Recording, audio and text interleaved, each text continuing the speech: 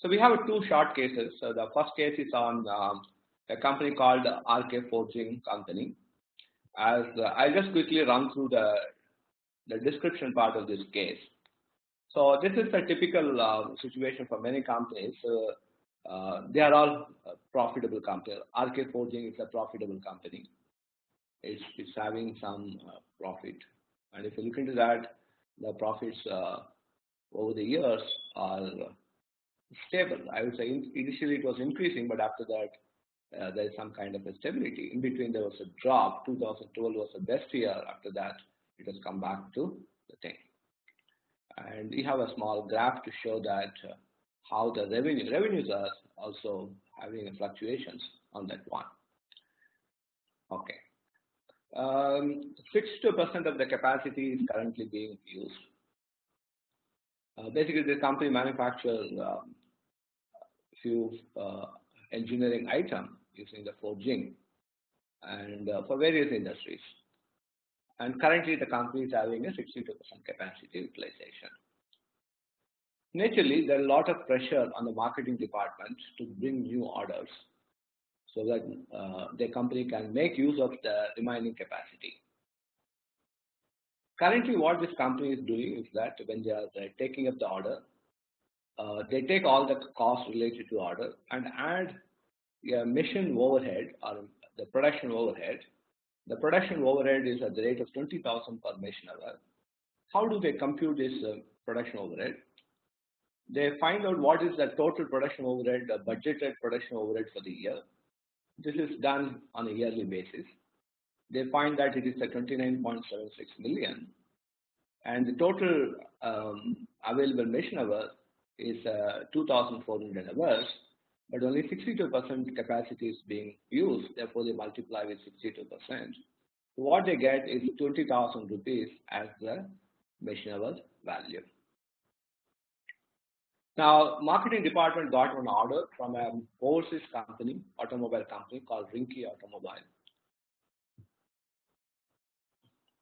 And they require 1,000 units of some automobile component, front axle beams, to be supplied by 30th June 2014. The production department estimates the order requires 72 machine hours.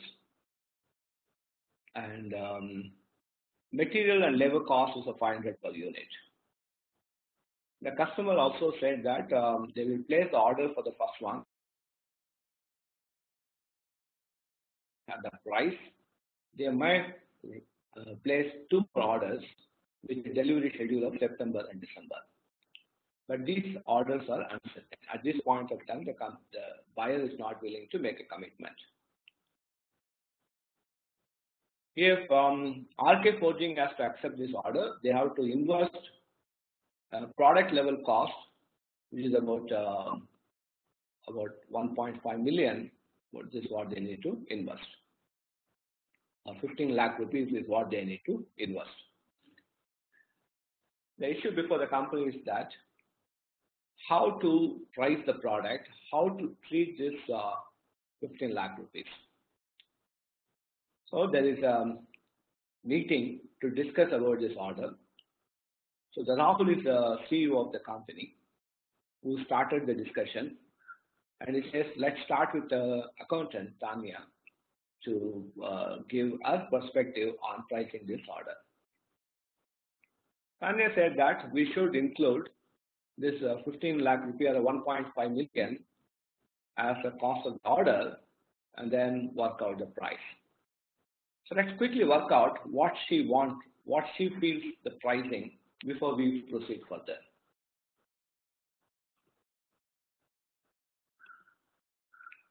That data is related to the second case. We'll come back to that one.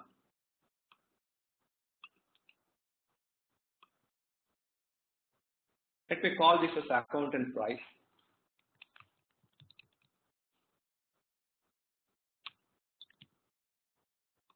And marketing department has a counter things. So we will see later on what marketing department wants. So quantity, 1,000 units. Material and labor, is 500 per unit multiplied by 1000. This is the total cost. Machine or production overhead.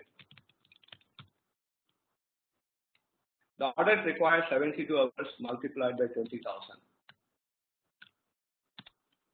14,40,000 or 1.44 million. Product cost, product level cost, 15.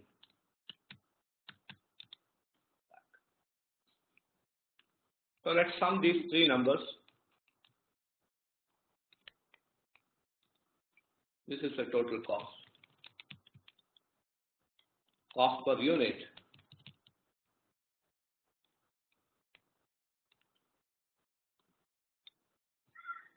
Then the company currently has a margin, profit margin is 14%. You can see that number here. When you look into that, the company's current profit margin, operating profit margin is 14%. So they want to use this number to price. We need to convert the profit margin into markup.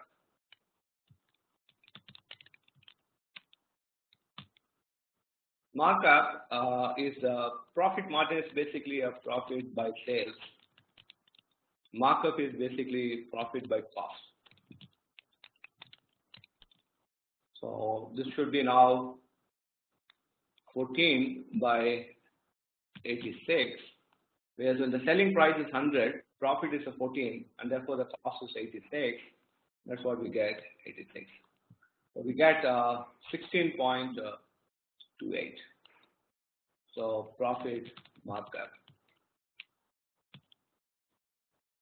is on this value, on the cost value, we had 16.28%. Let's add up these two, and we have the selling price. This is what accountants say. Now let's continue our discussion.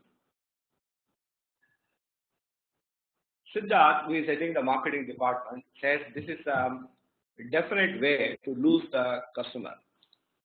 And according to him, this is at least 40% more than what the Rinky is currently buying the item from the regular vendor. His Rinky is moving the order from his existing vendor to this company. And based on some market intelligence, the marketing department feels that our order at this 4,000 rupees per unit will be at least 40% more than that. So what they want, marketing department want, is that please include only 1/3 of this 15 lakh and price that. So that's what they request. Let's quickly price in that way and then see what is happening. So there's no change in the quantity. There's no change in this one. Machine overhead is same. This is basically a 1/3 of that one. So 5 lakh only is added, and we'll add this too so that it's easy for us to drag it. It's also 14%.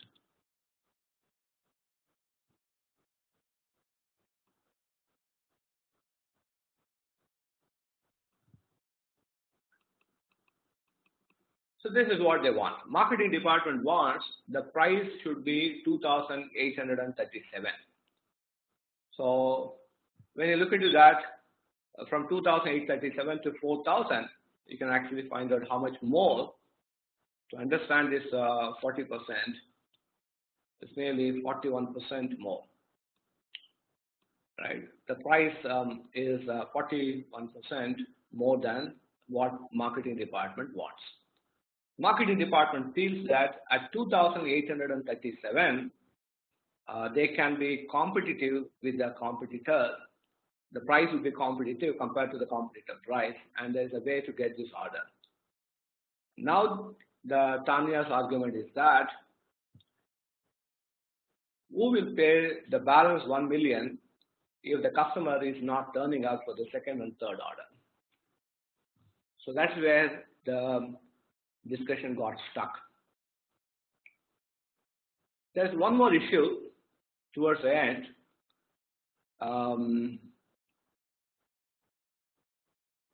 Siddharth, marketing manager, says one more issue. We are currently charging 20,000 per machine hour, irrespective of the machine that we use. Our machine shop, in our machine shop, we have different kinds of machines. There are old machines, there are new machines, low-cost machine, high-cost machine, automated machine, semi-automated machine. There's variety of things are there. But we don't differentiate any of them. We have only one single rate, and that's what we apply. As usual, Tanya's argument is that, look, this is what we have been doing fairly for a long time. This is how others are also doing. If I have to develop a separate rate for a old machine, new machine, low cost, high cost, like that, if I have to get a multiple overhead rate, then the existing manpower is not adequate in our department to do this kind of a job. Siddharth, with a lot of fluctuation, says our accounting department has an answer for every problem that we face. Instead of getting support, we get justification. I don't understand whether we need to lose business and turn totally uncompetitive just because we don't want to hire 2 or more person for the accounting department. And in his view, the operating profit is coming down is primarily because we are losing many of our profitable orders because of wrong pricing. And he also complains, unlike our competitor, the marketing department has very limited power in this company. And we always have to go to the accountant way to do this one. So here is what we have in this case. Okay.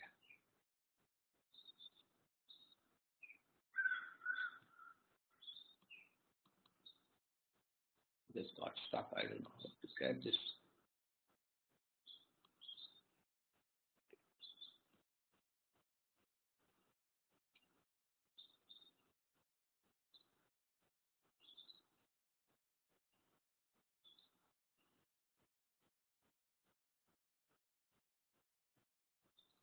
We have 14 people now.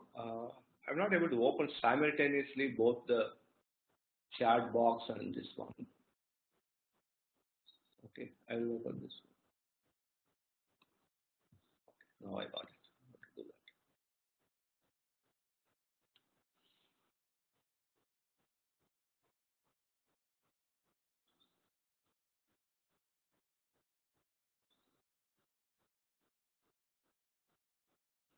I hope I'm audible now. Because I'm seeing some of you said that it is not clear. Ankur Srivastava.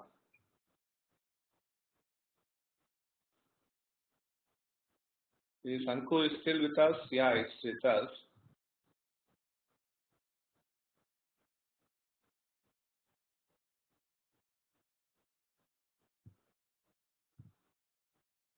Okay, fine. Let's move further on that one. So this is where we have this situation of the case. I want your opinion. What do you think about the fair method of pricing? How do you want to price the products? How do you want to price the product? Do you want to go with an accountant view or do you want to go with the marketing department view? And what are the consequences if you try to do that one?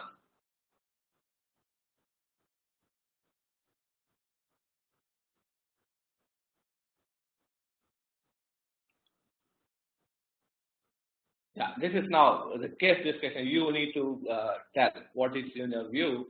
How do you want to deal with this situation? Suppose you are, let's assume that you are the CEO of this company.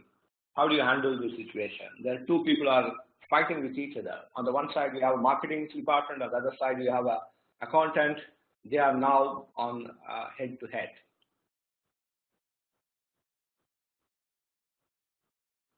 Okay. Shinoj Chaku said that we should go with the marketing team, especially on a costing part. Okay. What are the consequences of that? If the 2 orders are not materializing, what would happen to the company? Who will bear the loss? That's what the CEO also tells. If it is a small order, I would not mind in taking up this order. Okay, need to investigate the price further. As if overpriced, we should lose further orders. Can we go off charging? Yeah, we can do that, but the marketing department feels that only at 2,837 we will be competitive. Tarani said that the machine hours separated. Okay, that's a different issue. We'll come back to that one, right? That requires a lot more effort to first find out what these machine hours, appropriate machine hours. Any of you?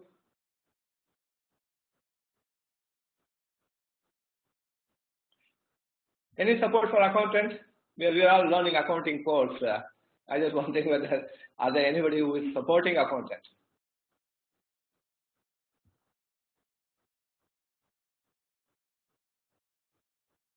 Yeah, I think Sagar, you should refer the case material carefully. It's very clearly said that the customer is not willing. He said that I'm doing a favor to you, right? Rinky Automotive says that I have an existing supplier who is supplying the same parts with me. Since you have been asking me value for a long time, I'm willing to move this order. So why are you putting condition on that one? Give me a supply 1,000 at a competitive price. I will evaluate if your quality is good, if your price is good. I will probably place 2 more orders with you. Otherwise, the deal is over with this one. This is what think about. You are a buyer. You don't want to make all this construction to your supplier.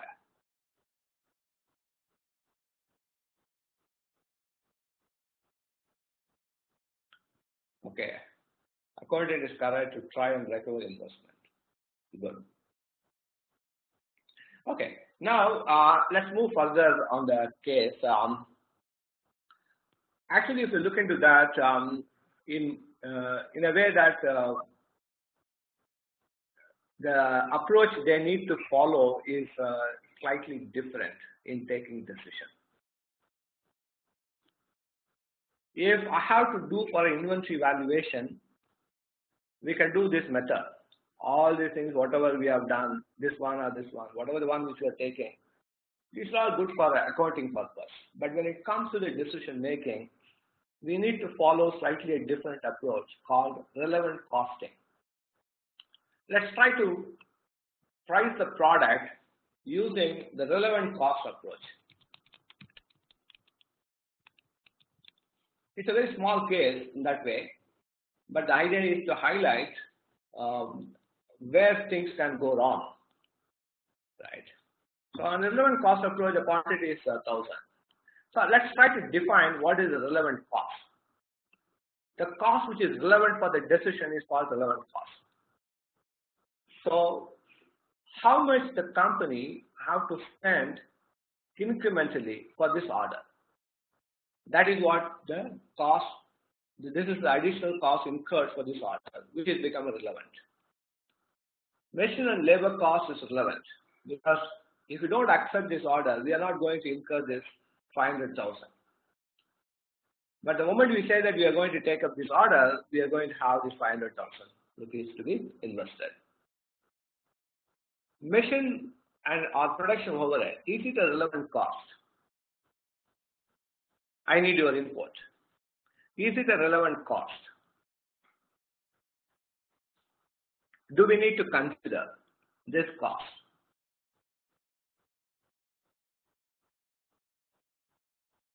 Okay. Oh, okay. Many of you said yes. Okay. Why? Are you going to incur this cost? If this order is not there, are you going to save any money? Because of this order, are you going to incur any cost?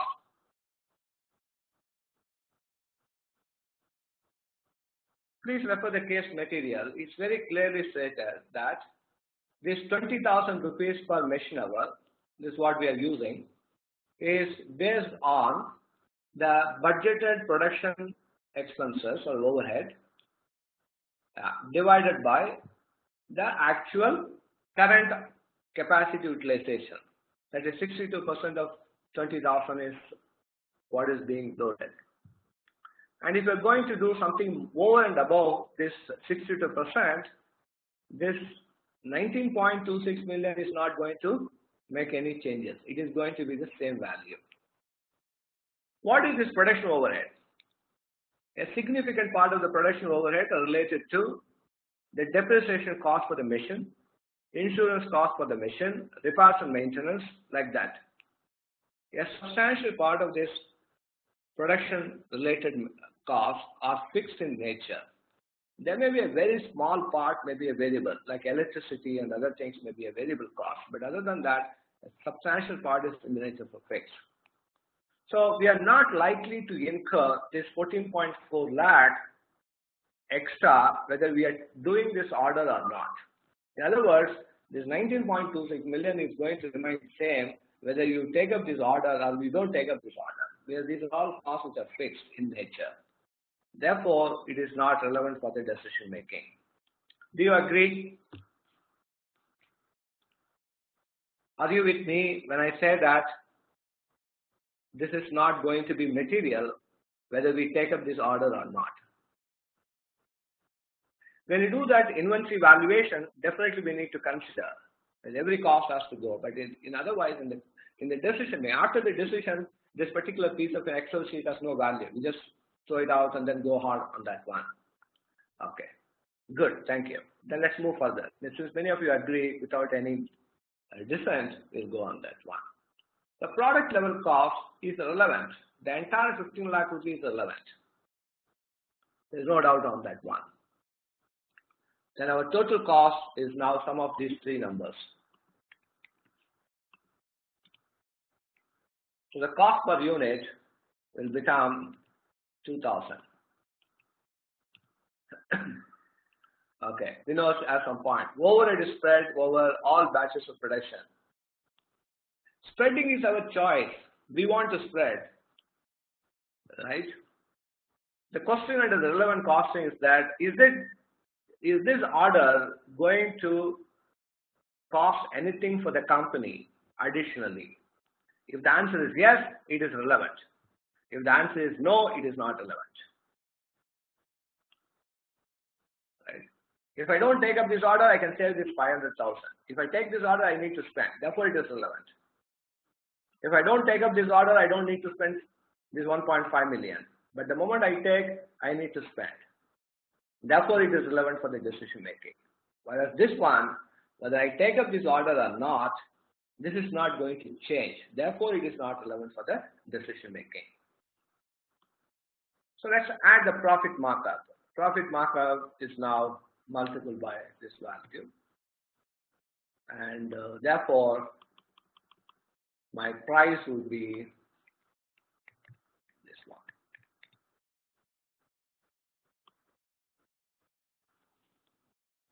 Yeah, it is only for this decision. So we are sitting and then taking a decision. After that, we price the product, that's it. So actually this company can supply at 2,326. Now let us take two scenarios. One scenario is that the company, the Rinky Auto, places the order, the first order, and after that they are not going to place the second and third order. How much profit we will get? We are going to get 326 multiplied by 1,000. This is what we will be getting. So we have 325,581 would be our profit if the company, the Rinky Auto, says that we will do only one order.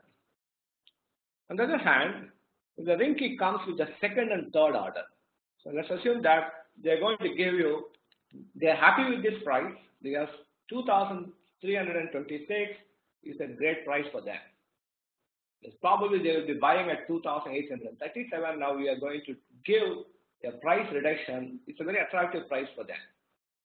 Let's see what will happen if they come back with 2,000 order. So we are going to incur 500 per unit, material and labor, multiplied 2,000. This is what we are going to incur. Machine overhead continue to be zero. There is no cost on that one. My production overhead will become zero. Sorry, product level cost is also zero now because we already included the entire 1.5 million. We already included in the first order. Therefore, incrementally, we are not going to spend anything over and above the product level cost. So our total cost is going to be sum of these three numbers. There is only one number, actually. The other two numbers are 0. What is the price we are going to get? We are going to get 2,326, which is valid for the next two orders, multiplied by 2,000. This is what we are going to get. This is our total sales value. It's not selling price per unit, it's a sales value. Now we have 44.65 million is the total value, revenue, and this is a cost. So what is the profit we are going to get? We are going to get, this is the profit we are going to get. 3.65 million is an incremental profit we are going to get if you approach this particular price. So it is a win-win situation for the company.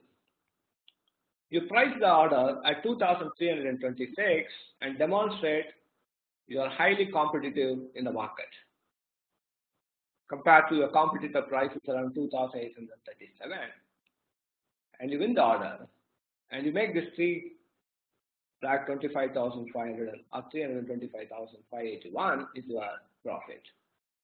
You are not losing anything in this order. But if the customer turns up and then places the two more orders, you are going to make a huge profit. This is what we are going to realize. 3.65 million, which we are going to get out of this order. That is a very attractive deal for the company. So the relevant cost approach suggests us we need to consider only costs which are relevant for the decision making. And how do you decide whether the cost is relevant for the decision making?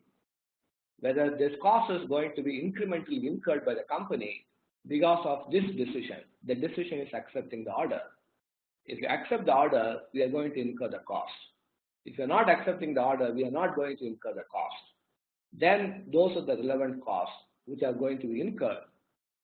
The costs which are not going to be incurred is not relevant for the decision making. That's the reason when it comes to the second and third order, this 15 lakh is not relevant for the decision making, even though it is relevant for the decision making.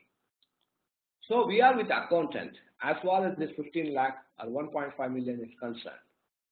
But the point they missed out, both of them missed out, is actually the production overhead. And that is not relevant for the decision making. Remove that, the whole thing looks completely different. This is typical in an introductory case that I do when I start my course on management accounting. Where when the people come to the management accounting course, they all have a lot of financial accounting knowledge. So their mindset is a pure financial accountant way of looking. So we need to remove that. We need to make them to come out of that and look into more rational way of taking decisions. So the relevant costing is a more rational way of taking decision. So I try to impress the student with this particular case. So we have one participant who is a faculty here. I don't know how many of you are faculty, but definitely one of you said that you are a faculty. I said, I'm just seeing him now. I don't know, where is that?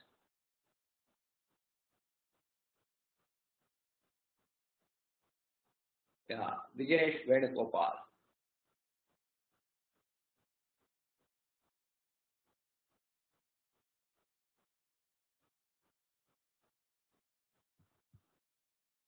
Vijesh is not around. He is a faculty in a course, and probably some of you are faculty. You can actually make use of that. Okay. Any point, any counterpoint, or additional views on this particular case before we move to the second case? Actually, the second part of this case is about the overheads rate. The marketing head says that when 20,000 uniform rate is not good. And he says therefore it should be different rates. We are skipping that part of the discussion. We are in Aravind packaging. We are going to discuss a particular point, we are just skipping that one. Any other point, please tell. Okay. Yes, I have a textbook on management accounting, but it's still under the print. It is expected in another 2 or 3 weeks' time. May first week is what is being promised by the people. So once it is out, I will share the details. If you are interested, you can buy the physical copy or the e-copy, e-book also is going to be available. Yeah, great. Thank you. Yeah, sure. I will share the link once it is available. So it is under print. Actually, I completed all part. I saw the final proof also. Okay, any other point before we do further on that one? Okay, let's move that to the second case, Arvind Packaging. Thanks, Vinod. Arvind Packaging is a second case. We'll briefly explain. So when I get into that, this PDF file, I'm not able to see the chat box. I don't know what is a technological issue, but anyway, just hold on. Let me quickly run through the case and then come back to the chat box. So this is again a small company which is in the packaging thing. They are manufacturing plastic container used for packing liquid products like pharmaceutical, cleaning material, and many other things. Currently, they serve small and medium-sized companies, and the typical order range is about 1,000 to 10,000 units.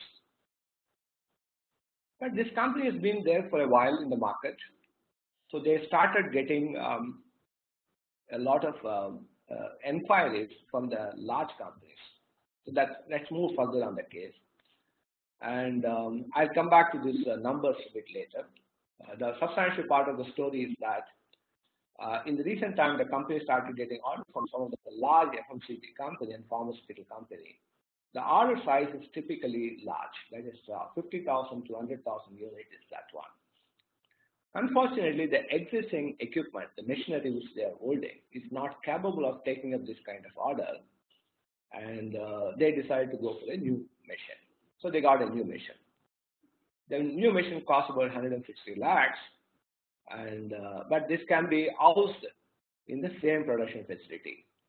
So they have enough space in that they can house that one. The machine is automated one with a production capacity of 50,000 units per day and expected to have 80 years of life.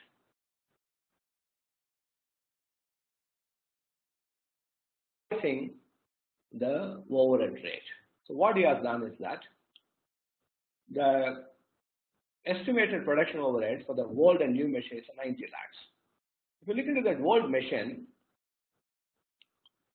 the overhead is 36 lakh, and the new machine is now the balance, 90 lakh minus 36 lakh. Another 54 lakh is new machine overhead.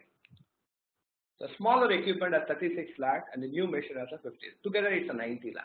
We can't say that 56 is for the new machine, but what we say is pool them together is a 90 million. The new machine is expected to have a 40% capacity utilization. That means 300 working days, 8 hours multiplied by 40, 960 hours. And using that, the new thing, the cost accountant computed overhead rate like this. So we have a breakup of this overhead. Old machine rate, old plus new machine rate on the last column. So it is 1.08 million. It is a 3.08 million. Like that we have each cost. Total cost is a 3.6 million.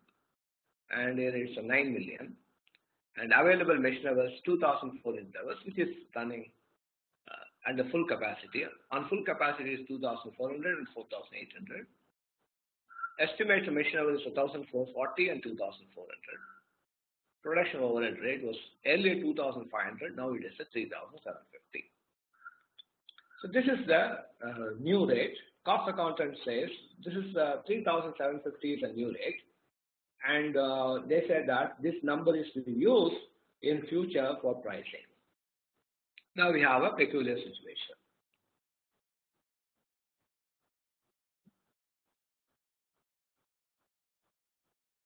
Okay.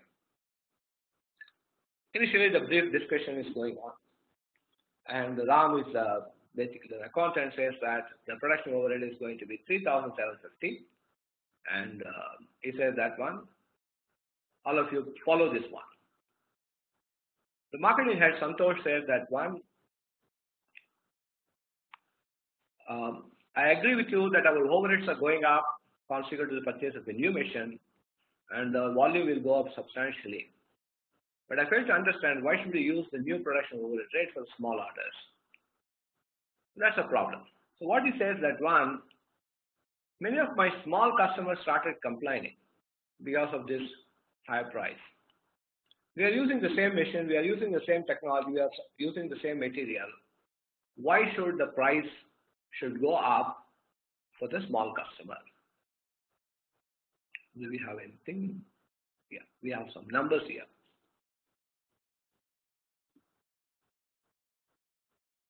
So to demonstrate the difference, he picked up the two world orders with the world production overhead rates. Order 1 has a 2,000 units, order 2 has a 8,000 units. Hours required, material, labor, production overhead. This production overhead is based on 2,500, the old rate. 2 hours multiplied by 2,500, 8 hours multiplied by 2,500. Some marketing and general overhead, total cost per unit, markup, 40% markup, and sales price per unit. So this is what they priced this particular order in the past, this value. Now what the impact of this new production overhead is that there's no change in the material cost, there's no change in the labor cost, but the production overhead is now going to be 2 times of 3,750, because that's a new overhead rate. 8 multiplied by 3,750 is 30,000. There's no changes in these numbers. Ultimately, the price has now become 9 rupee 80 paise and 10 rupee 10.15.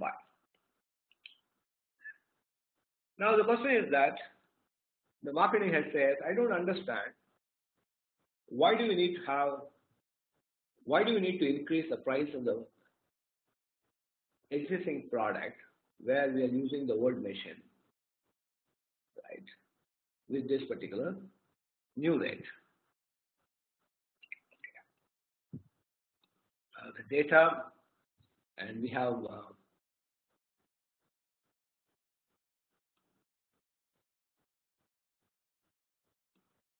now, how do you deal with this situation? The marketing department is not happy with this, but the accountant says, what is wrong in that one? Overhead, this is the production overhead, this is the total overhead, this is what they have been doing. What is wrong in that one? How do you solve this problem? Many of you have a straightforward answer, I know that, but there are more over and above is also there. But let's take the simpler path. How do you fix this issue?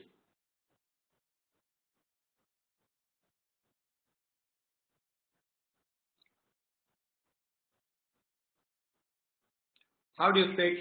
What is the way out to solve this particular issue?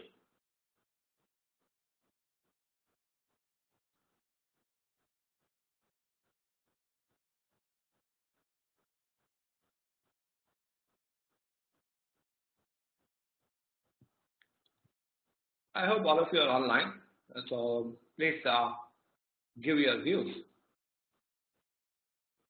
Yeah, okay.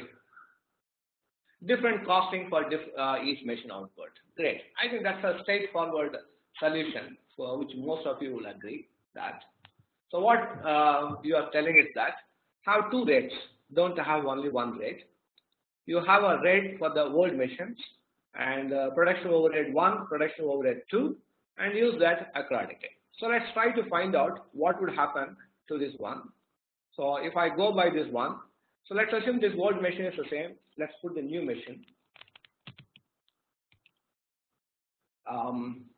Depreciation cost will be minus of these two. Power and fuel, repairs and maintenance, the difference. Incrementally, how much we are spending. Depreciation for factory building now need to be separated between the two machines, right? So probably we will create one more heading where there's going to be a change in that one.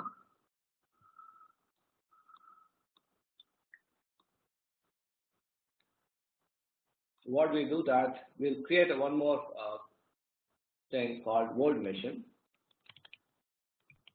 This is a revised rate basically.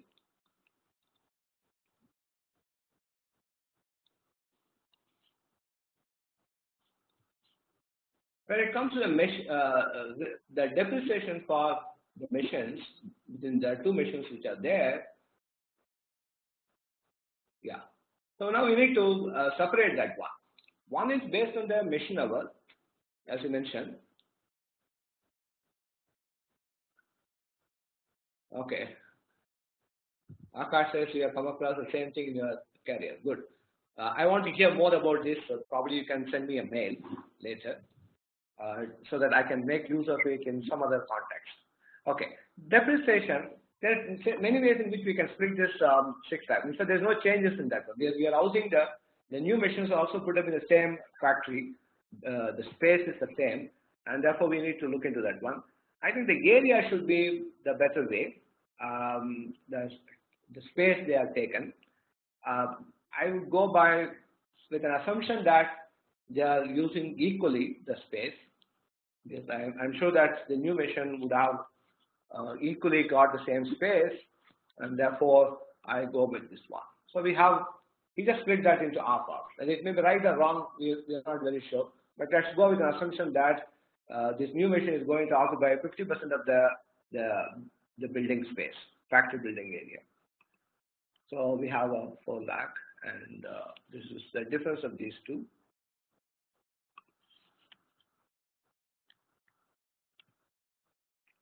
Okay. Now total cost is now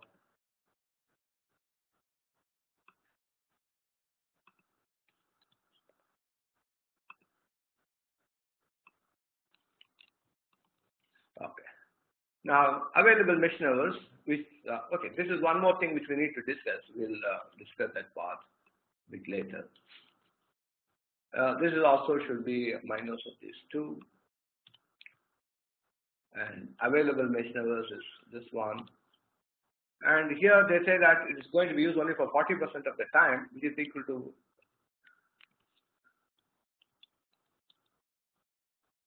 960. So the summation is 2,400, right? The production overhead should be now equal to total cost divided by 1,440. Let's remove that decimals. Okay. So one way to solve this issue or suggest to the companies that follow two rates. If the order is a small one and it is going to be executed in a smaller equipment, which are old equipment basically, the overhead rate is 1,542.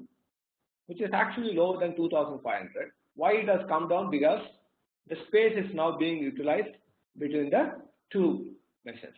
This 600,000 is now being split into two, and that's the reason it has come down.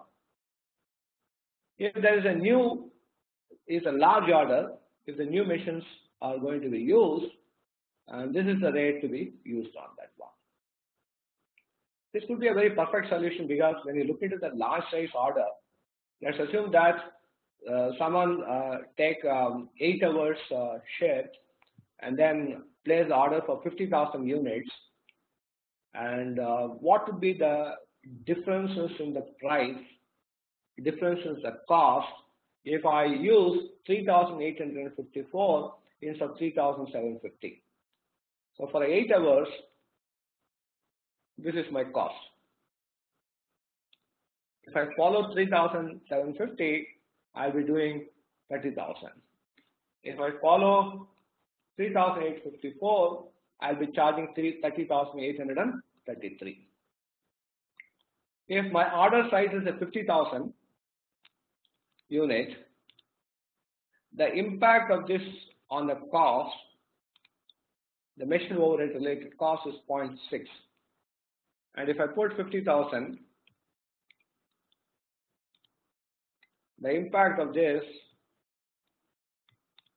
is a 61.66, probably 62. There's just only the 2 paisa difference between the conversion rate to this one.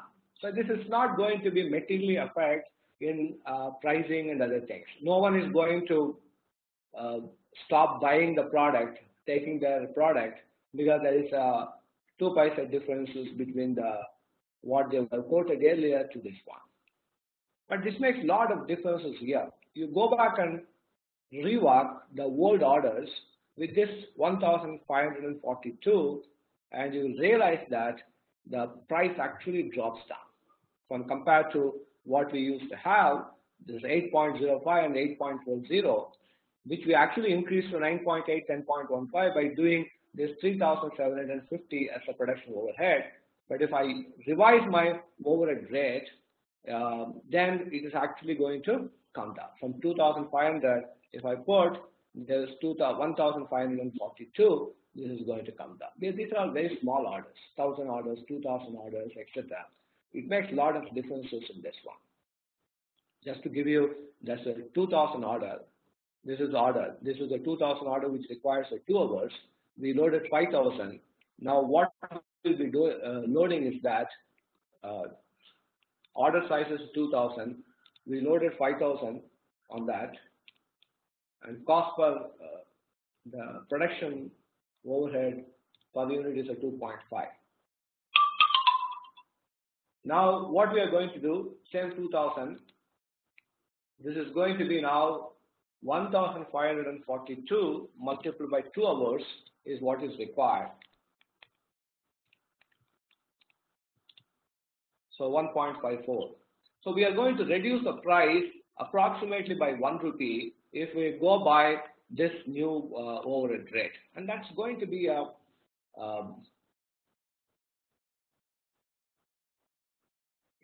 So this is going to be a major reduction, right, in the prices, and the small customers will be extremely happy with this kind of new pricing if the company follows this one.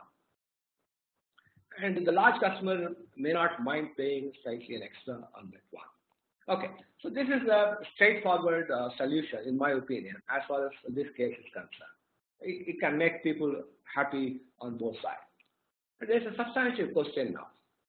What should be my divider? Whether I follow the old method or a new method, we have been dividing this by 1,440, 960, 2,400, like that one. Do we need to divide this one, or do we need to use available hours? So what's your view? How do I compute my production overhead? Should I compute my production overhead as budgeted production cost divided by actual hours or actual budgeted hours? So I'm putting a question. Production overhead is equal to budgeted production overhead divided by budgeted actual hours. This is production overhead rate. So this is one option I have. The second option is that same thing, but I'll put budgeted available hours.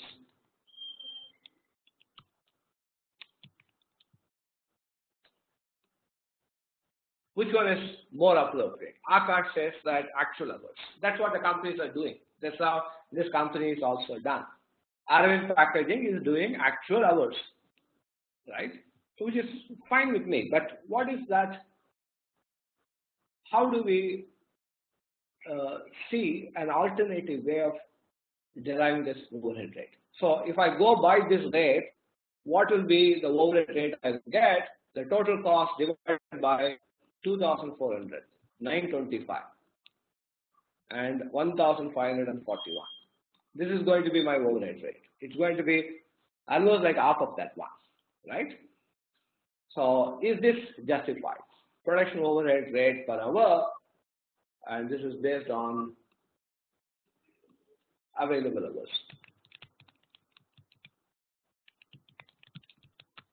Is there any merit in doing this one? Can we think of a costing system wherein we estimate the production overhead using available hours rather than the actual used hours or estimated actual used hours?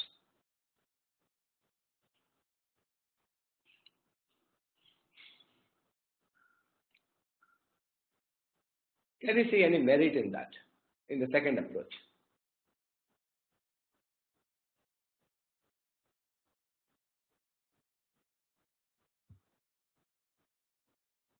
Okay, available hours, since there is a potential that could be utilized. Okay.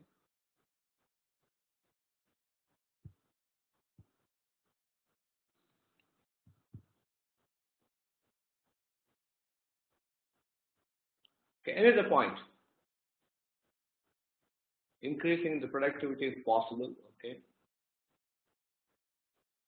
I'll ask you a very simple question. When we are using only 40% or 60%, what are the percentage of capacity we are using? How much capacity we are using? In this particular case, we are using 60%, right? For the old machine, we are using 60%. For the new machine, we are using 40%, right? Is it not reflecting our efficiency or inefficiency? Yeah. Why do you expect the customer to pay for our inefficiency? Why do you expect the customer has to pay for our inefficiency?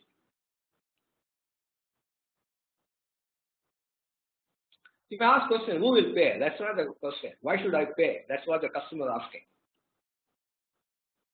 I never asked you to put up a plant with this kind of a capacity and then just run it for only 40% and asking me to pay for your 60% inefficiency. What is the logic? If this is what the customer asks you, how do you explain it?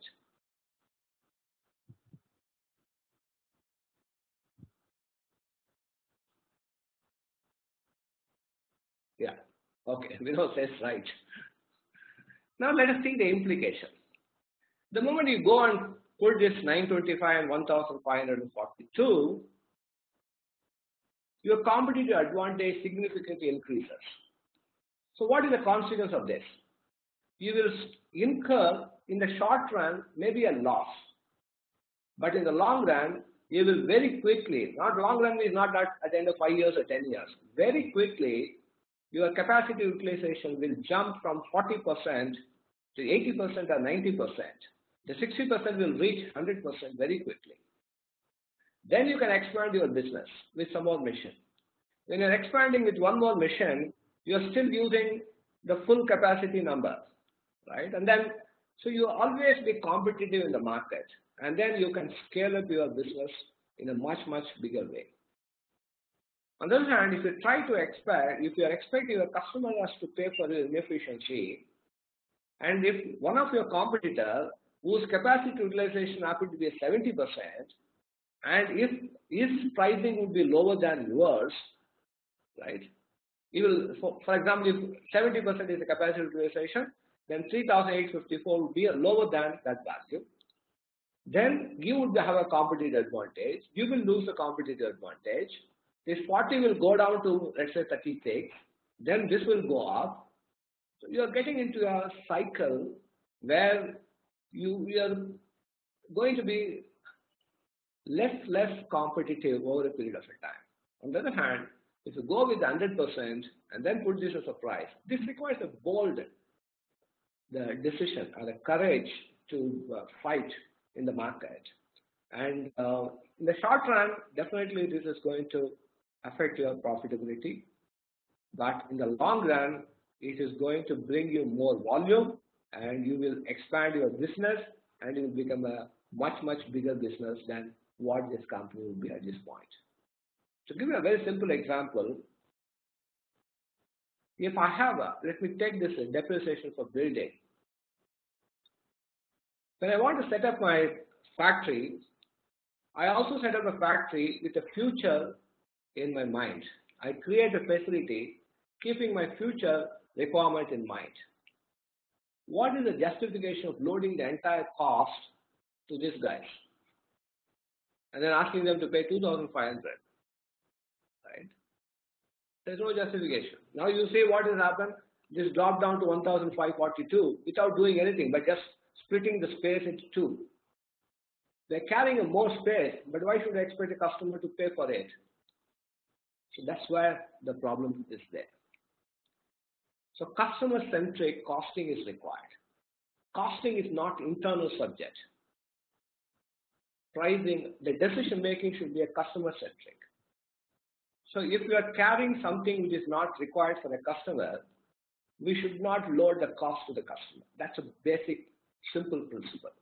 If I have to put it in a very simple line, what we are trying to say is that if you are carrying something which is not required for a customer, please do not expect a customer to pay for it by including the cost into our costing structure. Is it clear? This message is clear? Okay, great. Yeah. Okay, Akash says great. Now, this is what? This is slightly different approach than what you generally see in a typical the costing management accounting course. We are trying to differentiate. We are trying to be more focused with our customer approach, relevant cost approach. In all our discussion in the next 3 weeks module, we will see more on this one. Okay. Anything else you want to say? We want to restrict to 1 hour session. So anything else? Please participate. Let me just see how many of them are there. 17 of you are there. Good number. Okay. I'm expecting more. I think you people should now go and encourage. Right? Encourage. Post it. Right? Yeah. Yes, Akash. Tell me what is that.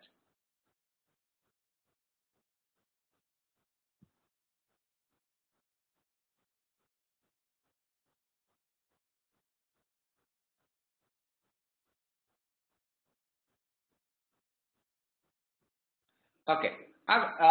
Vinod, you are trying to say that one, the factory building cost increases with time. I'm not sure why it should increase. The depreciation for the building is not going to increase with the time. Even assuming that some repairs and maintenance are there, you include it. There's nothing wrong in making a revision. If it is because of this inflation effect is there, we need to include on that one. Land cost is not increasing. You cannot put the current land cost. You just wait for 1 more week. When we go into corporate finance, the week number 8, we will discuss more about this one. Again, we are going to bring the relevant cost approach. So if we do that way, you cannot run the business. Today, with the real estate prices are going up, many businesses will be unviable if you think of the current market price of the place. Which means that everyone will stop doing business and then sell that unit. Then what will happen? There will be huge surplus land in the market, and then prices will crash. Yeah. Okay, Radhika. Thank you. I know that today it's very difficult getting time. There's so many things which distract us, right?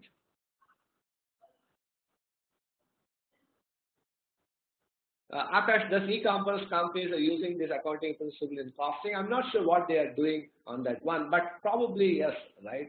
The costs which are already incurred may not be factored in the pricing. We may have to discuss separately this e-commerce companies. This is a big subject on this one.